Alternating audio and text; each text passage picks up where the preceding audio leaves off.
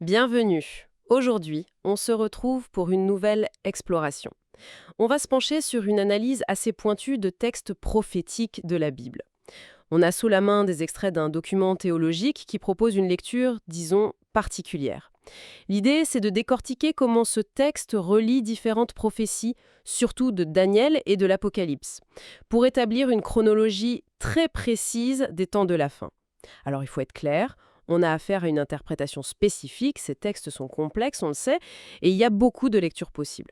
Notre but ici, c'est pas de valider ou d'invalider, mais vraiment de comprendre la logique interne de cette interprétation, ses points de départ, comment elle enchaîne les événements. Bref, on décortique ça ensemble. Oui, tout à fait.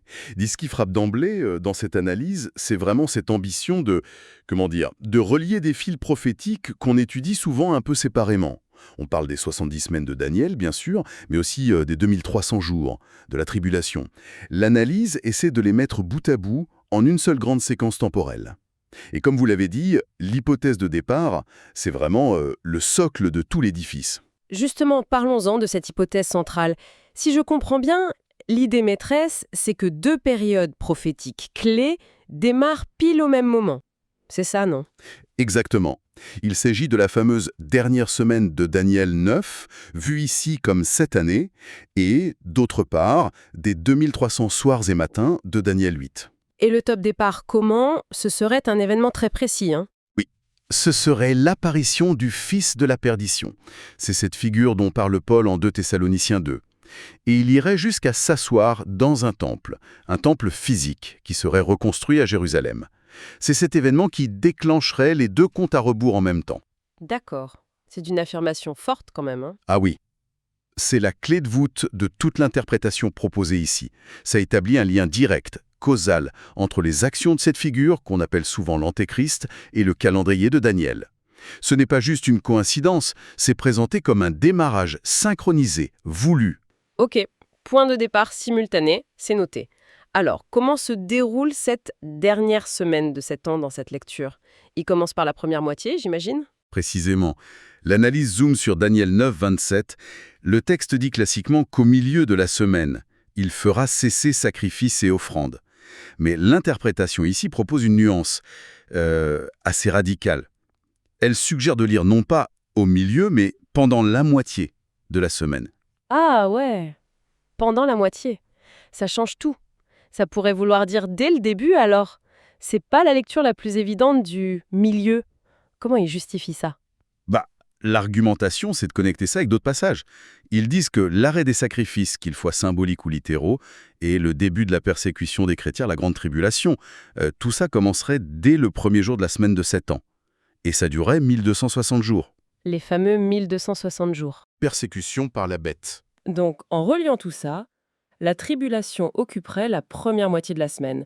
Mais pourquoi c'est si important que ce soit la première et pas la deuxième moitié? Quelle est la logique derrière? C'est crucial pour eux.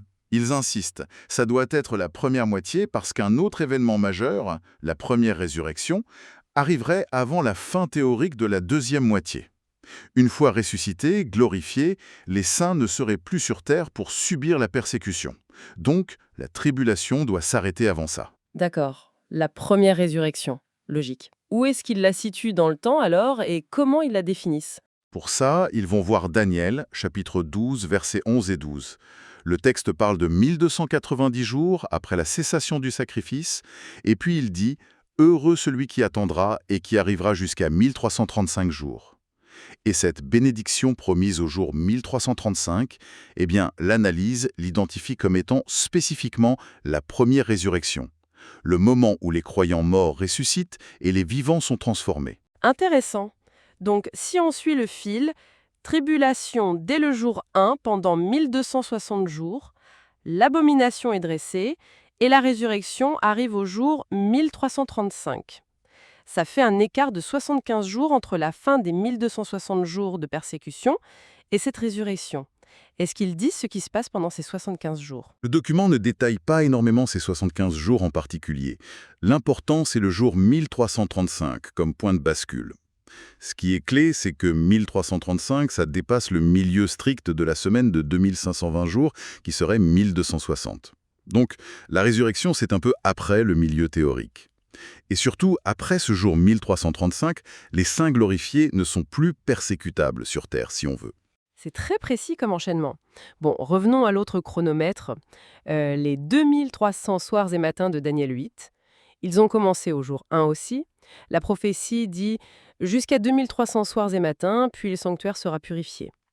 Si la résurrection a lieu au jour 1335, qu'est-ce qui se passe entre le jour 1335 et le jour 2300? Excellente question. Ça nous amène à un autre point majeur de cette lecture. D'après eux, ces 2300 jours couvrent la tribulation et la résurrection, les 1335 premiers jours, mais aussi toute la période suivante. Et cette période suivante correspondrait au déversement des 7 plaies, les coupes de la colère de Dieu décrites dans l'Apocalypse chapitre 16. Du coup, la fin des 2300 jours marquerait la fin des 7 plaies et l'accomplissement de la prophétie. Puis, le sanctuaire sera purifié. Le sanctuaire sera purifié. Mais on parle de quel sanctuaire là? Parce qu'au début, on avait le fils de la perdition dans un temple terrestre profané. C'est ce temple-là qui est purifié. Non, justement. Et c'est une distinction absolument fondamentale pour cette interprétation. Le document insiste beaucoup là-dessus. Il y a 2 sanctuaires. Le temple physique, celui qui serait reconstruit à Jérusalem et profané. Dans cette lecture, ce n'est qu'un repère dans le temps, un signe visible sur terre. Ils le décrivent même comme un simple tas de pierres, sans vraie sainteté depuis Christ. Sa profanation lance les comptes à rebours, mais ce n'est pas lui, le sanctuaire de Daniel 8,14, qui est purifié à la fin. Ah d'accord. Alors c'est quoi le vrai sanctuaire qui est purifié au bout des 2300 jours? Selon eux, c'est le sanctuaire céleste, le lieu de la présence de Dieu, le trône. Là où Christ est souverain sacrificateur, comme le dit l'Épître aux Hébreux. Cette purification, le mot hébreu peut aussi vouloir dire justification, restauration, c'est vu comme un grand événement au ciel. Un peu comme une sorte d'expiation finale, qui rappelle le rituel du jour des expiations dans Lévitique 16. D'ailleurs, ils font le lien avec Apocalypse 15:8, où il est dit que personne ne peut entrer dans le temple céleste pendant que les 7 plaies sont versées sur terre. Logiquement donc, la purification céleste commencerait après la première résurrection au jour 1335 et durerait pendant les 7 plaies, jusqu'au jour 2300. Je vois. Donc la purification se passe au ciel pendant que ça chauffe sur terre avec les plaies. Et c'est une articulation assez complexe, mais logique dans leur système. Essayons de remettre tout ça sur la frise des 2520 jours de la semaine, 7 ans prophétiques, si je résume leur vision. Phase 1. Jour 1 à 1335. C'est la tribulation, le règne de la bête, l'abomination dans le temple terrestre, et ça culmine au jour 1335 avec la première résurrection. C'est ça. C'est ça. Phase 2. Jour 1335 à 2300. Ça fait 965 jours. Pendant ce temps, 7 plaies sur terre et en même temps purification du sanctuaire céleste. Le jour 2300, c'est la fin des 2. Exactement. Et après, phase 3. Jour 2300 à 2520. Il reste 220 jours. Qu'est-ce qu'ils mettent là-dedans? Alors, pour cette 3e phase, ces 220 derniers jours, l'analyse y place les tout derniers événements, les jugements divins finaux sur terre. Ça se passe après la fin des plaies et après la purification céleste. La logique d'ensemble, si on veut, c'est que la résurrection au jour 1335, ça prouve la justice de Dieu et ça confirme la loyauté des anges et des saints. Leur sort est scellé dans le bien. Ça permettrait alors d'enclencher l'étape suivante, la purification du sanctuaire céleste, jour 1335-2300, qui valide en quelque sorte cette justice au niveau cosmique. Et pendant que ça se passe au ciel, la colère divine, les plaies, tombent sur terre. Une fois le ciel nettoyé, au jour 2300, la voie est libre pour les derniers règlements de compte sur terre. D'accord, je vois mieux la structure. Alors, ces 220 derniers jours, entre 2300 et 2520, quels jugements finaux la source identifie en se basant sur l'Apocalypse? Principalement 3 grands actes tirés de l'Apocalypse 17. D'abord, la destruction de Babylone la Grande. Cette entité symbolique, la prostituée d'Apocalypse 17, souvent vue comme un système mondial corrompu. Elle serait détruite non pas par Dieu directement, mais par la bête elle-même et ses alliés. Une sorte d'implosion du mal. C'est Apocalypse 17.16. Le mal qui se détruit lui-même. Voilà. Deuxièmement, le jugement de la bête et du faux prophète. Eux, ils sont capturés lors du retour visible de Christ avec ses armées célestes et jetés vivants dans les temps de feu. C'est Apocalypse 19. L'analyse fait un lien avec l'expiation de l'autel dans Lévitique 16, comme un nettoyage final de la terre. Et le troisième acte? C'est la capture de Satan. La source le relie au bouc émissaire pour Azazel de Lévitique 16. Il serait lié et jeté dans l'abîme pour 1000 ans, pour l'empêcher de nuire pendant le millénium. C'est Apocalypse 20. Donc la fin de ces 220 jours, qui est aussi la fin des 2520 jours de la semaine, ça marque l'accomplissement total de la prophétie des 70 semaines de Daniel 9. Mettre fin à la transgression, sceller les péchés, etc. C'est exactement la conclusion de cette interprétation, oui. La fin des 2520 jours clôture cette ère, le mal est jugé, le péché expié au ciel et sur terre, la justice arrive, Satan est neutralisé pour un temps, et tout ça, ça ouvre la porte à l'étape suivante, le royaume millénaire, les 1000 ans de règne de Christ sur terre. Avant qu'on résume, est-ce que l'analyse donne des détails sur des groupes spécifiques? Je pense aux 144 000 par exemple. Oui, elle en parle brièvement. Les 144 000 auraient un rôle spécial pendant la tribulation, les 1260 jours. D'un côté, ils seraient protégés d'une manière particulière, un peu comme la femme mise à l'abri dans Apocalypse 12. De l'autre, ils auraient un pouvoir de témoignage très fort, voire de jugement contre les ennemis. Un peu comme les 2 témoins d'Apocalypse 11, auxquels la source semble les associer. Mais attention, ça n'empêche pas que d'autres croyants soient persécutés et tués pendant ce temps. C'est un rôle complexe. Et juste une précision, le sacrifice quotidien qui est aboli au début, c'est forcément des sacrifices d'animaux dans un temple physique? L'interprétation suggère que fondamentalement ça représente la vraie relation avec Dieu, le vrai culte qui est attaqué. Mais elle n'exclut pas du tout, et trouve même probable, qu'un culte sacrificiel à l'ancienne soit rétabli, au moins symboliquement, dans un temple reconstruit juste avant le début de la semaine. L'arrêt brutal de ce culte visible servirait alors de signal public, de déclencheur pour les comptes à rebours. Un bon tour de cette interprétation.